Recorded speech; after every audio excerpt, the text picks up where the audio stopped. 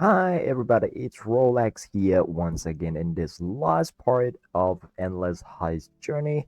I didn't die, I managed to survive all the way through. I don't think I ever came close to dying, like ever. The only time that I proc adrenaline was just, leap slam on the traps. That's pretty much it. But yeah, the character is still performing well, still going fast, and if I, keep playing Endless Heist until the end, I think I can get top 5 comfortably with just running like Bunger, Ricketts Office, Smuggler's Den, and the Underbelly. So you don't really need to run Tunnel or Repository with Hack or something like that. So you can actually run these contracts and still get decent amount of XP. But I mean, you have to consistently playing it if you want to get a demi, which is this is like a leveling race. I would say, yeah, it's basically a leveling race. So you cannot really just leave it there and then like, okay, I'm gonna play it tomorrow or something like that.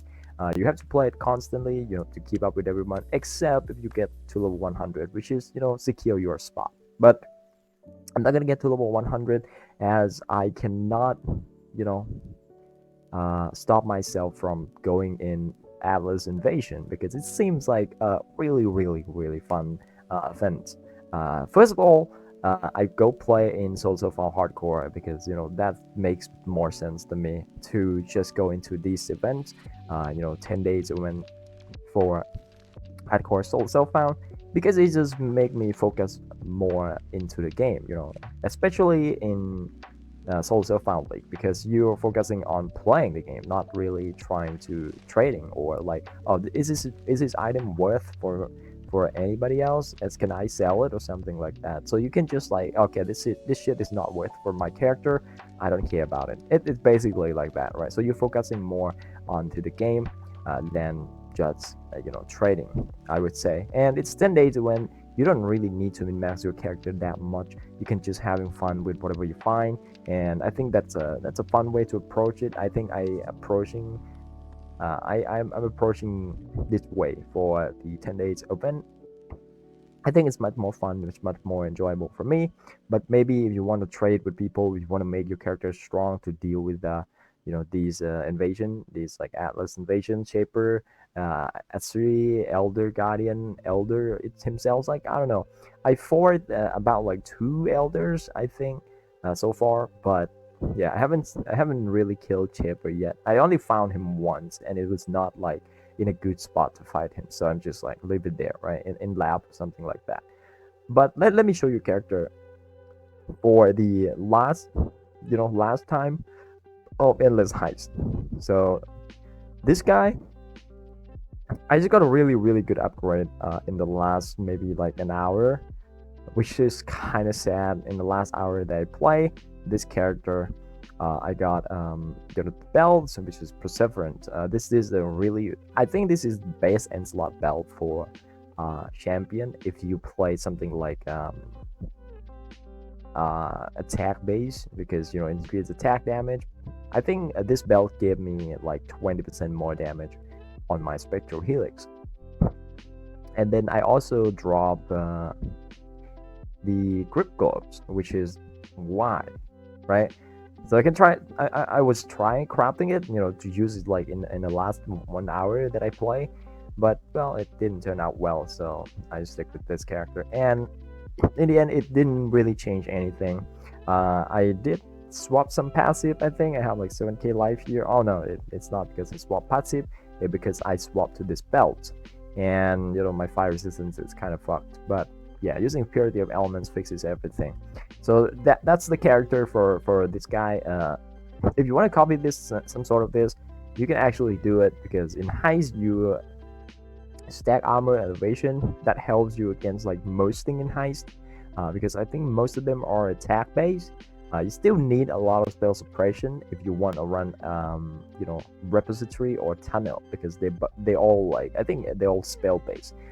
If you want to run lab and library, you have to have a lot of chaos resistance, maybe like 40 or 50%. Then you could be you'll be fine running them, but be careful because they are quite hurt. And that's gonna be it for this character, and then I'm gonna show you the the character and the progress so far on my Atlas Invasion. It's the same build, so I just name it more like same build. It's the exact same build. My gear is pretty bad right now. I have this axe, which is maximum prefix. I'm kind of sad because if I can craft physical damage on this, I think it's gonna carry me a long way. It's 140%, 150% physical damage, and I mean I can farm the wine ore pretty easy. You can just go back to like the coast and then farm tabula. That's a pretty easy way to farm the wine ore as well. The passive tree is pretty much the exact same. I'm still using cloth and chain. I need dexterity. And then yeah, I just go grabbing a lot of life, and I'm probably gonna grab some chaos resistance because I already in map. As you can see, I finished Act 10, and I'm level 68.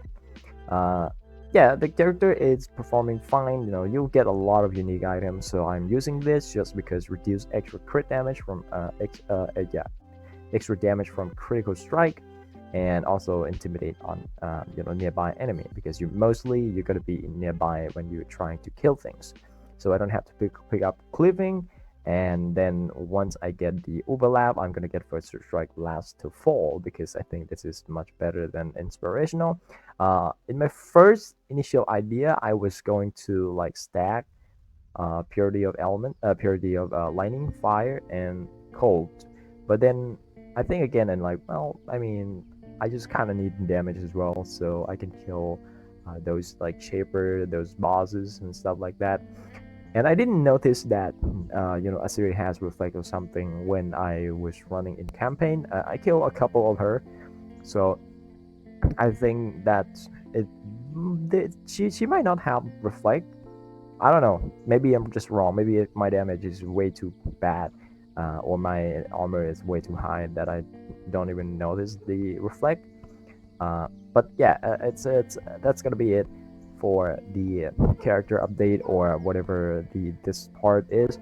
Endless Heights, I think I probably don't gonna get Demi because I don't really want to push any further. I want to play in this in this event. If this character die, I would just recreate it with the Bone Chatter. Oh no, not Bone Chatter, Earth Chatter. I think like Earth Chatter is much more superior if you're gonna kill the boss with it. The map clear is gonna be worse though, but yeah, I can live with that, I think.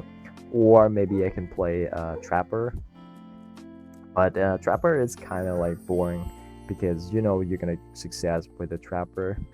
But yeah, I mean, a lot of people playing DD. It is like I don't know. That's gonna be it, guys. And you draw a lot of unique item, as you can see here. Like this event just shit out all the unique item possible in the game, and I think that's gonna be it. And hope you guys enjoy.